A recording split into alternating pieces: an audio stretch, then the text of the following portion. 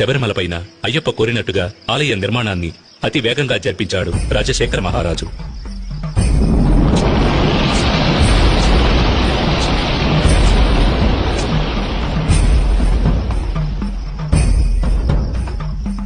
ఆ ఆలయంలో జీవిత తత్వాలను వివరించే విధంగా 18 మెట్లను కూడా ఏర్పరిచాడు.